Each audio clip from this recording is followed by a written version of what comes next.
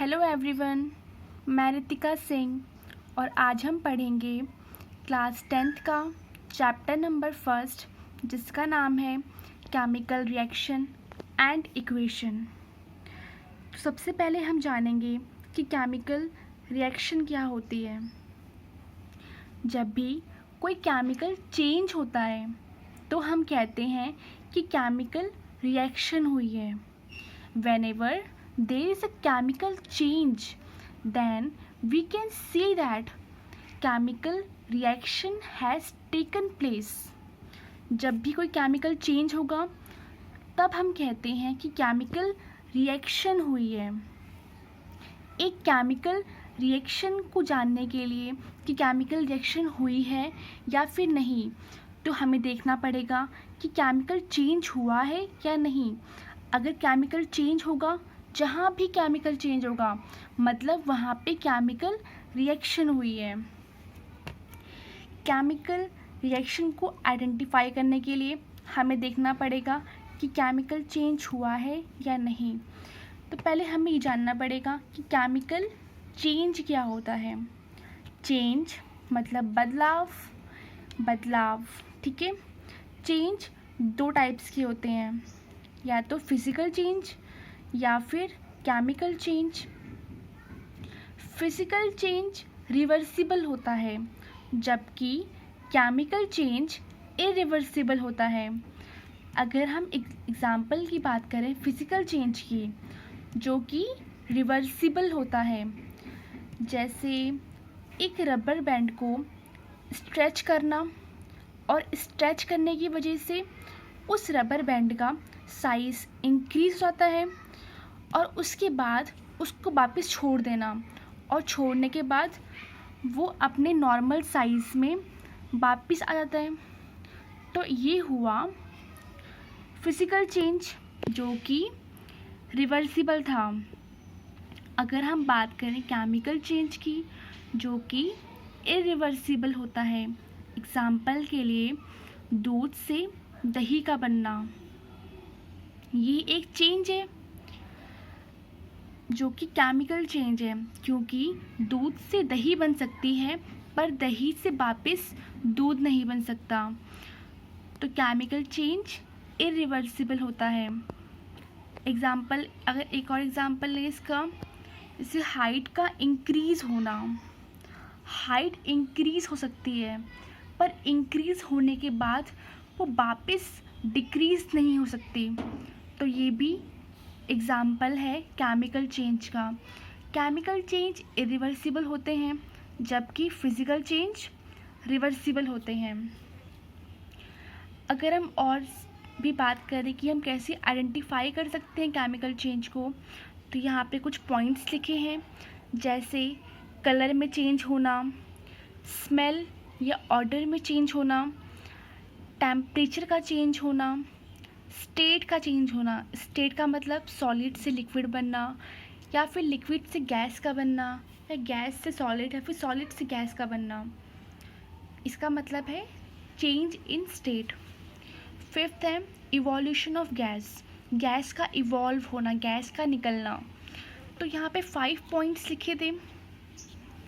ये 5 में से अगर हमें कोई भी पॉइंट कहीं पे दिखता है, किसी भी रिएक्शन में अगर हमें दिख रहा है कि वहाँ पे कलर चेंज हो रहा है, या फिर स्मेल चेंज हो रही है, या फिर टेम्परेचर चेंज हो रहा है, या फिर स्टेट चेंज हो रही है, या फिर गैस इवॉल्व हो रही है, जहाँ भी हमें इन पॉइंट्स में से दिखेंगे, तो इसका मतलब है कि वहाँ पे केमिकल चेंज हो रहा है, और जहाँ भी केमिकल चेंज वहाँ पे केमिकल रिएक्शन।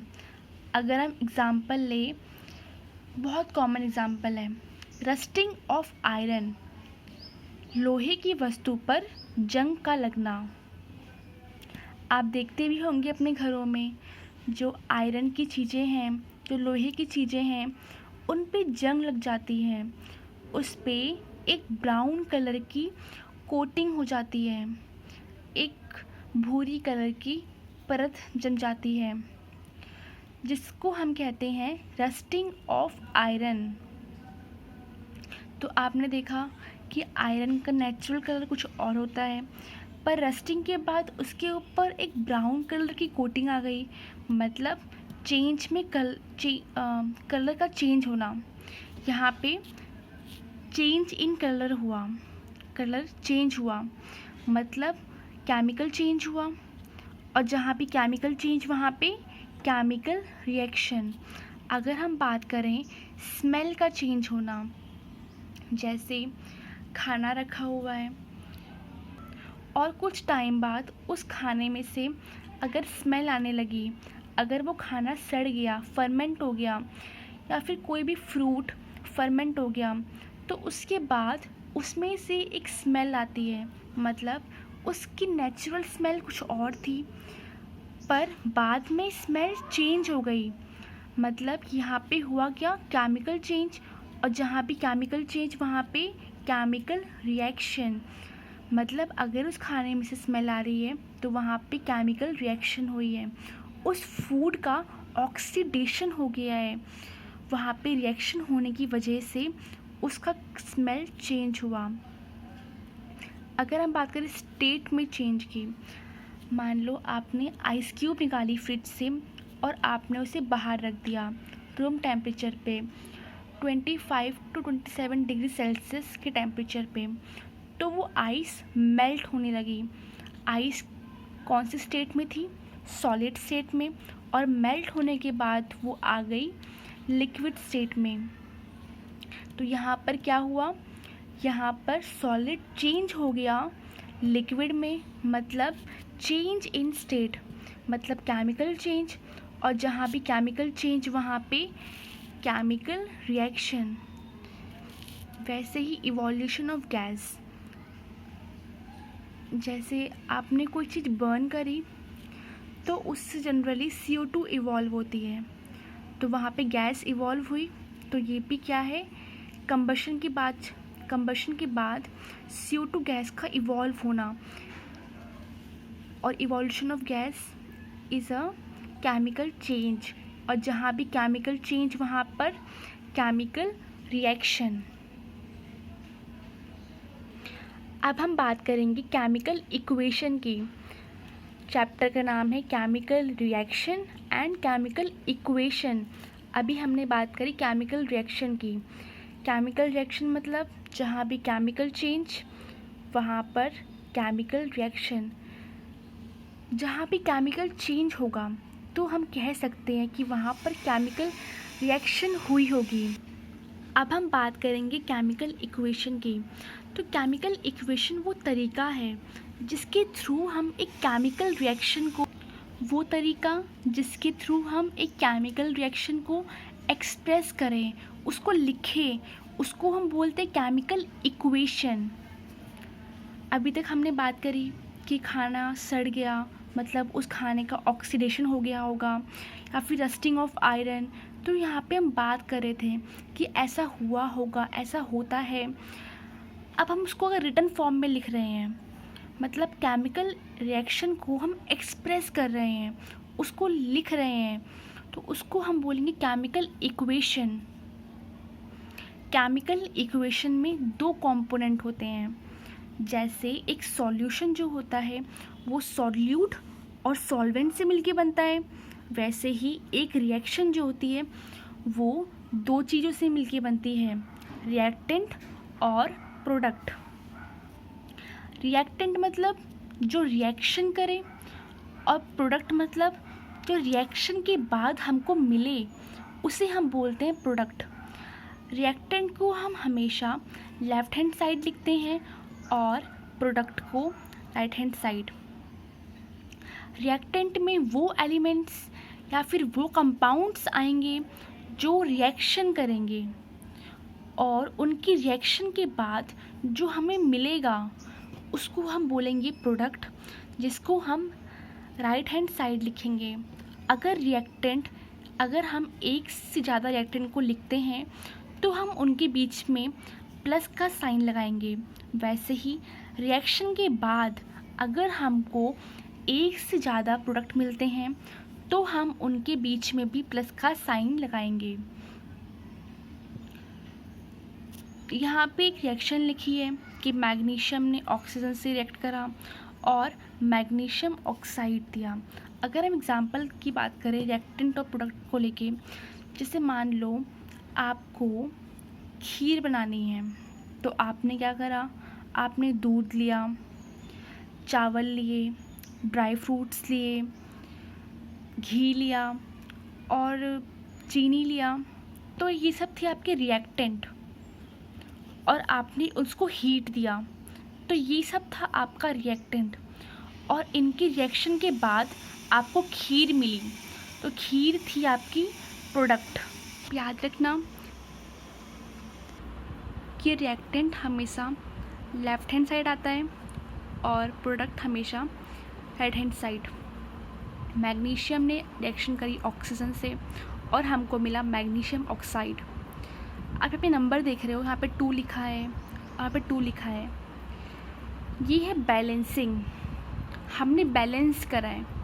देखो यहाँ पे मैग्नीशियम कितना है 2 और यहाँ पे मैग्नीशियम कितना है 2, यहाँ पे ऑक्सीजन कितना है 2 और यहाँ पे कितना है ऑक्सीजन 2। आपके चैप्टर में एक टॉपिक है जो है बैलेंसिंग ऑफ केमिकल इक्वेशन, जिस टॉपिक पे मैं एक सेपरेट वीडियो बनाऊंगी। तो बैलेंसिंग का मतलब है कि यहाँ पे जितने नंबर ऑफ़ एलिमेंट हैं, जितने नंबर ऑफ़ एलिमेंट रिएक्टेंट में हैं, उतने ही नंबर ऑफ़ एलिमेंट प्रोडक्ट में होने चाहिए।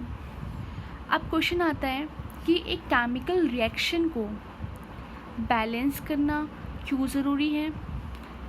इसका सिंपल सा आंसर है कि जो एक केमिकल रिएक्शन होती है, जितनी भी केमिकल रिएक्शन होती हैं, वो फॉलो करती हैं law of conservation of mass को। और law of conservation of mass बोलता है कि मास ऑफ रिएक्टेंट, जो mass of elements of reactant must be equal to the mass of elements of product. मतलब जो जितने भी एलिमेंट्स होंगे, जितना मास ऑफ एलिमेंट रिएक्टेंट में होगा, उतने ही एलिमेंट का मास प्रोडक्ट में होना चाहिए। ये कहता है लॉ ऑफ कंजर्वेशन ऑफ मास। इसलिए सारी रिएक्शंस बैलेंस होनी चाहिए। अब हम पढ़ेंगे टाइप्स ऑफ केमिकल रिएक्शन के बारे में। तो आपको इस चैप्टर में 4 टाइप्स ऑफ केमिकल रिएक्शन के बारे में पढ़ना है। Combination reaction, decomposition reaction, displacement reaction and double displacement reaction. इस वीडियो में हम सिर्फ कॉम्बिनेशन रिएक्शन तक पढ़ेंगे और नेक्स्ट वीडियो में डीकम्पोजिशन, डिस्प्लेसमेंट और डबल डिस्प्लेसमेंट रिएक्शन के बारे में पढ़ेंगे। तो चलो स्टार्ट करते हैं कॉम्बिनेशन रिएक्शन से। कॉम्बिनेशन रिएक्शन, नाम बता रहा है कॉम्बिनेशन। कॉम्बिनेशन मीन्स कंबाइन करना, कंबाइन मतलब मिलना। तो इसका मतलब है कि रिएक्टेंट जो होगा वो एक से ज़्यादा होगा। तो कॉम्बिनेशन रिएक्शन वो रिएक्शन है जिसमें 2 या 2 से ज़्यादा रिएक्टेंट या फिर सब्सटेंस कंबाइन करके एक सिंगल प्रोडक्ट का फॉर्मेशन करते हैं, उसको हम बोलते हैं कॉम्बिनेशन रिएक्शन। जिस रिएक्शन में 2 या 2 से ज़्यादा सब्सटेंसेस या फिर रिएक्टेंट कंबाइन करके एक सिंगल प्रोडक्ट का फॉर्मेशन करें, उसको हम बोलेंगे कॉम्बिनेशन रिएक्शन। रिएक्टेंट मतलब जो आपस में रिएक्शन करे और प्रोडक्ट मतलब जो रिएक्शन करने के बाद हमें मिलता है। तो इसमें एग्जांपल है calcium oxide react with water and form calcium hydroxide. तो कैल्शियम ऑक्साइड जिसका कॉमन नेम है क्विकलाइन, क्या है नाम इसका? जो कॉमन नेम है वो क्या है? क्विकलाइन। इसने रिएक्शन करी वाटर से, यहाँ पे S, L और AQ लिखा है। S का मतलब सॉलिड स्टेट, L का मतलब लिक्विड स्टेट, AQ मतलब एक्वस। एक्वस मतलब एक्वस वो स्टेट है जो सॉलिड और लिक्विड के बीच की स्टेट है। जैसे हनी होती है, हनी को आप पूरा सॉलिड भी नहीं बोल सकते हो और लिक्विड भी नहीं बोल सकते हो, तो उस स्टेट को हम क्या बोलेंगे, एक्वस। तो यहाँ पे क्या हुआ, क्विक लाइम ने रिएक्शन करी वाटर से और बनाया slagged lime. Slagged lime common name किसका है, कैल्शियम हाइड्रोक्साइड का, और क्विक लाइम कॉमन नेम है कैल्शियम ऑक्साइड का। तो जो कैल्शियम ऑक्साइड होता है, जिसको चूना भी कहते हैं, चूना, ये वाइट कलर का होता है, जिसका यूज़ करते हैं वाइट वॉशिंग में। किस में करते हैं, वाइट वॉशिंग में। इसको हमने डाल दिया पानी में, क्योंकि सॉलिड फॉर्म में है, तो सॉलिड फॉर्म में तो उसको वॉल्स पे नहीं लगा सकते, तो उसको डाल दिया हमने पानी में, ठीक है, वाटर में डाल दिया। तो फिर एक इसका एक्वस सॉल्यूशन बन गया, जिसको हमने बोला स्लैग्ड लाइम, और इसका हमने यूज़ करा किसके लिए, वॉल को वाइट वॉश करने के लिए। पेंट करने से पहले वॉल्स को वाइट वॉश करते हैं, और वो क्या होता है, वो ये क्विक लाइम ही होता है, ठीक है। बस इसको पानी में मैंने डिज़ोल्व कर दिया, तो हमें क्या मिल गया, स्लैग्ड लाइम, ठीक है। ये नाम आप याद रखना, क्विक लाइम और स्लैग्ड लाइम। जब भी क्वेश्चन आते हैं तो इनकी कॉमन नेम वो लिखते हैं, वो ऐसे नहीं पूछते कि कैल्शियम ऑक्साइड ने रिएक्ट किया वाटर से तो क्या मिलेगा, वो ऐसे पूछते हैं कि क्विक लाइम को वाटर में डाल दिया तो हमें क्या मिलेगा। तो आप ये कॉमन नेम इनके याद रखना, कैल्शियम ऑक्साइड को बोलते हैं क्विक लाइम और कैल्शियम हाइड्रोक्साइड को बोलते हैं स्लैग्ड लाइम। सेकेंड एग्जाम्पल है बर्निंग ऑफ कोल। जहाँ पे टर्म यूज़ हो बर्निंग, कंबशन, वहाँ पे आप यूज़ करोगे ऑक्सीजन। कोई भी चीज़ अगर जल रही है, जलाने के लिए रिक्वायरमेंट होती है ऑक्सीजन की। कोई भी चीज़ अगर जलानी है तो वो ऑक्सीजन की प्रेजेंस में, ऑक्सीजन गैस की उपस्थिति में ही जलती है। तो यहाँ पे लिखा है बर्निंग ऑफ कोल। कोल का मतलब कोयला, कोयला मतलब कार्बन, ठीक है। तो कार्बन को हमने क्या करा, बर्न करा। बर्न करा मतलब जलाया। और कोई भी चीज़ किसकी प्रेजेंस में जलती है, कोई भी चीज़ जलती है ऑक्सीजन की प्रेजेंस में, मतलब कार्बन ने रिएक्शन करी ऑक्सीजन से और बनाया कार्बन डाइऑक्साइड। थर्ड है फॉर्मेशन ऑफ वाटर, मतलब हाइड्रोजन गैस ने रिएक्शन करी ऑक्सीजन गैस से और बनाया वाटर H2O। थर्ड है burning of natural gas. Natural gas क्या है, नेचुरल गैस है मीथेन, CH4। CH4 को हम पढ़ते हैं मीथेन। और यहाँ पे हुआ क्या, बर्निंग, तो मतलब इसकी रिएक्शन करवाएंगे हम ऑक्सीजन से। तो यहाँ पे बर्निंग ऑफ नेचुरल गैस मतलब मीथेन की रिएक्शन ऑक्सीजन गैस से, तब हमको मिलता है कार्बन डाइऑक्साइड, वाटर और एनर्जी या फिर हीट। एनर्जी बोलो या फिर हीट बोलो, बात एक ही है। और जो ये मीथेन गैस होती है, ये सिलेंडर्स में भरी होती है जो हमारे किचन में होते हैं। तो जो किचन में सिलेंडर गैस होते हैं, उनमें कौन सी गैस होती है, मीथेन गैस या फिर नेचुरल गैस। तो हम जब लाइटर के थ्रू गैस को जलाते हैं तो क्या होता है, हमने ऑक्सीजन से रिएक्शन करवाई मीथेन की और CO2 प्रोड्यूस हुआ, और CO2 क्या होगा, इवॉल्व हो जाएगा और हमें एनर्जी मिली या फिर हीट मिली, जिसका हम यूज़ करते हैं कुकिंग में। तो रिएक्शंस को हमने डिवाइड कर रखा है 2 टाइप्स में, on the basis of heat या फिर एनर्जी के बेस पे हमने रिएक्शंस को 2 कैटेगरी में डिवाइड किया है, एक्सोथर्मिक या फिर एंडोथर्मिक। एक्सोथर्मिक रिएक्शंस वो रिएक्शन होती है जिसमें हीट रिलीज़ होती है। रिलीज़ मतलब निकल रही होगी, ठीक है। हीट हमें मिल रही है ना, मतलब हीट रिलीज़ हो रही है। तो ये रिएक्टेंट है, इन्होंने रिएक्शन किया, हमको एनर्जी कहाँ मिल रही है, एनर्जी या फिर हीट हमें कहाँ मिल रही है, प्रोडक्ट में मिल रही है, मतलब हीट या फिर एनर्जी रिलीज़ हो रही है। तो ऐसी रिएक्शन जिसमें एनर्जी या फिर हीट रिलीज़ हो उसको हम बोलते हैं एक्सोथर्मिक रिएक्शन। आपकी एनसीईआरटी बुक में एक येलो कलर का बॉक्स बन रखा है जिसमें ये रिएक्शन लिखी है। आपको याद है ना ये कैल्शियम हाइड्रोक्साइड जो हमने अभी ऊपर पढ़ा, कैल्शियम ऑक्साइड, ये वो सब्सटेंस है जिसका हम यूज़ करते हैं वाइट वॉश में, वॉल्स पे वाइट वॉश करने के लिए। तो ये सॉलिड होता है, काफ़ी हार्ड होता है, तो इसको थोड़ा सा लिक्विडी बनाने के लिए इसको हमने वाटर में डाल दिया और फिर क्या मिल गया हमको, स्लैग लाइम हो गया। अब हम ईज़िली इसको वॉल पे लगा सकते हैं। ठीक है, अब देखो हमने इस सॉल्यूशन को, इस एक्वस सॉल्यूशन को हमने वॉल पे लगा दिया, हमने वॉल पे वाइट वॉश कर दिया।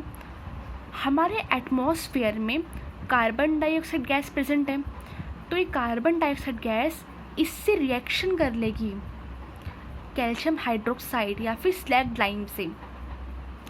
कार्बन डाइऑक्साइड गैस जो एटमॉस्फेयर में है वो इससे रिएक्शन कर लेगी और बना देगी कैल्शियम कार्बोनेट, जिसका कॉमन नेम है लाइमस्टोन या फिर मार्बल।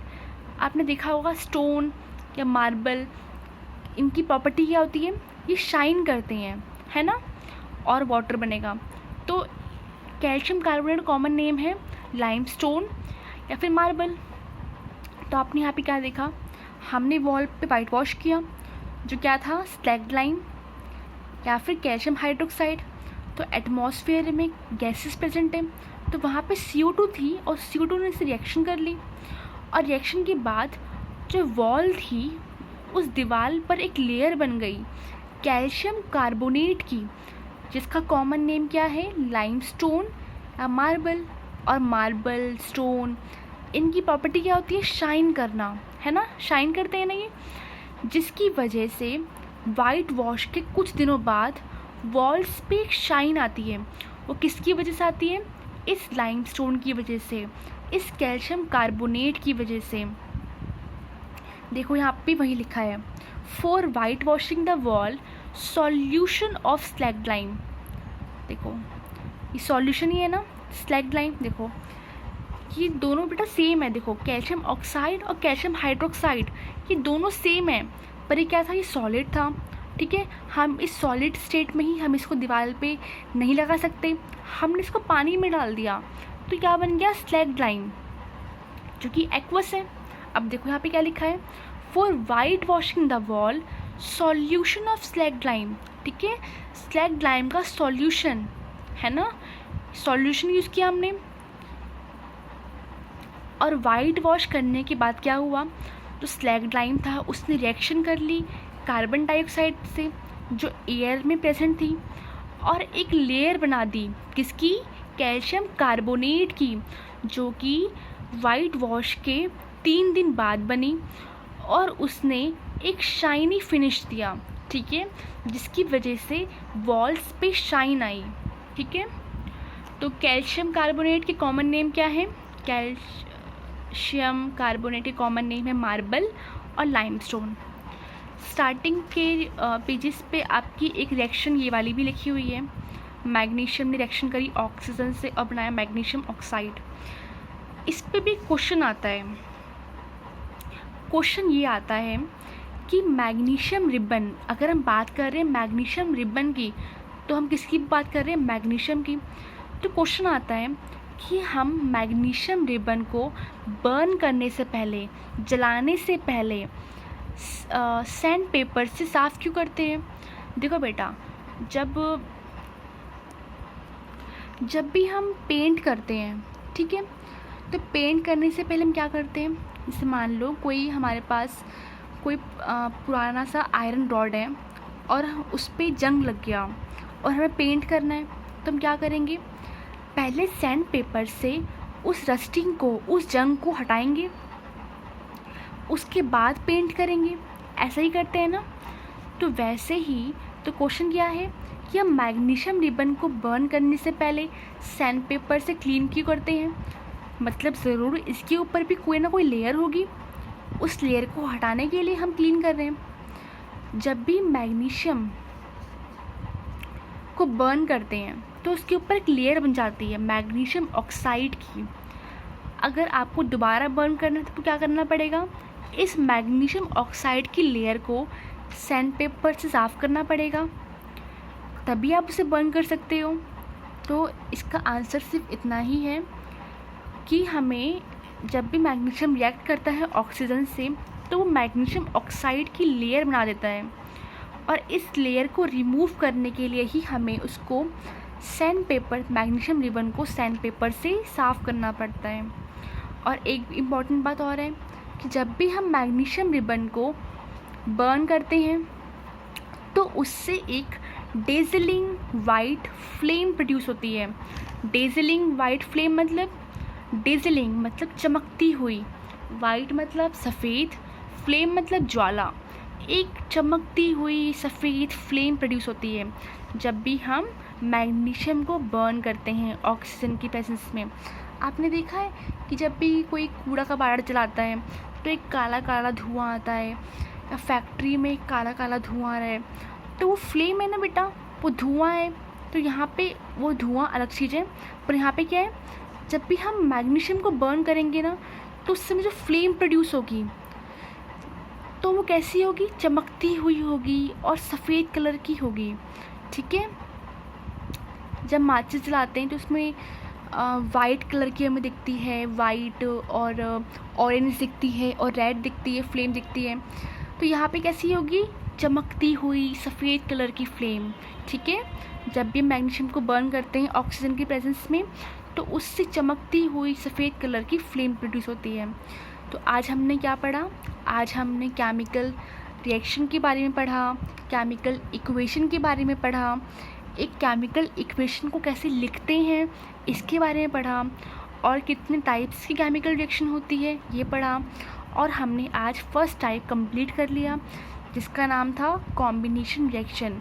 और नेक्स्ट वीडियो में हम कंप्लीट करेंगे डिकम्पोजिशन, डिस्प्लेसमेंट और डबल डिस्प्लेसमेंट। तो आप पढ़ते रहिए। Thank you.